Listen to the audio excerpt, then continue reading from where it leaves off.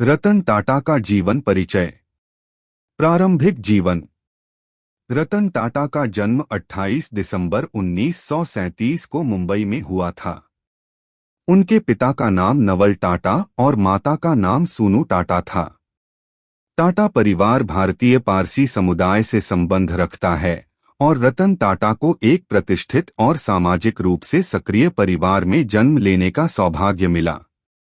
उनके माता पिता का तलाक तब हुआ जब रतन केवल 10 साल के थे। इसके बाद रतन और उनके भाई जिमी की परवरिश उनकी दादी नवज़बाई टाटा ने की। शिक्षा। रतन टाटा ने अपनी प्रारंभिक शिक्षा मुंबई के Cathedral and John Connon School से प्राप्त की। इसके बाद उन्होंने अमेरिका के कॉर्नेल यूनिवर्सिटी से आर्किटेक्चर में डिग्री हासिल की और हार्वर्ड बिजनेस स्कूल से एडवांस्ड मैनेजमेंट प्रोग्राम पूरा किया। करियर की शुरुआत। रतन टाटा ने अपने करियर की शुरुआत टाटा समूह में की। उन्होंने टाटा स्टील में शॉप फ्लोर पर काम करते हुए शुरुआत की, जहां उन्होंने अपने अनुभव से कंपनी के विभिन्न पहलुओं को सीखा। 1971 में रतन टाटा को राष्ट्रीय रेडियो और इलेक्ट्रॉनिक्स कंपनी नेल्को का निदेशक बनाया गया। कंपनी की हालत खराब थी, लेकिन रतन टाटा ने उसे उबारने का प्रयास किया।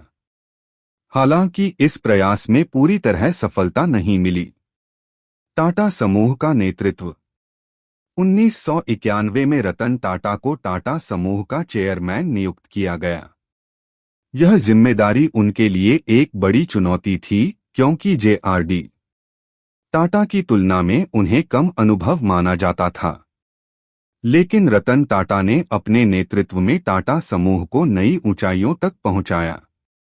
उन्होंने कई महत्वपूर्ण फैसले लिए, जिसमें टाटा टी द्वारा टेटली का अधिग्रहण, टाटा मोटर्स द्वारा जगुआर लैंड रोवर का अधिग्रहण और टाटा स्टील द्वारा कोरस ग्रुप का अधिग्रहण शामिल है। उनके नेतृत्व में टाटा समूह एक बहुराष्ट्रीय कंपनी बन गया और इसका राजस्व अरबों डॉलर तक पहुंच गया। उन्होंने न केवल बिजनेस को बढ़ाया, बल्कि सामाजिक जिम्मेदारी को भी प्राथमिकता दी।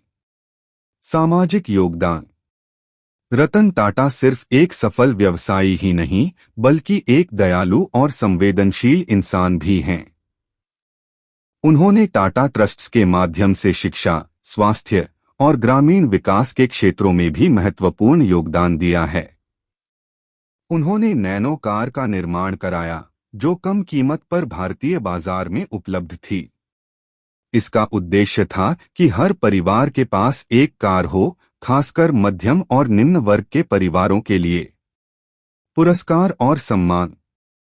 रतन टाटा को उनके योगदान के लिए कई राष्ट्रीय और अंतर्राष्ट्रीय पुरस्कार मिले हैं।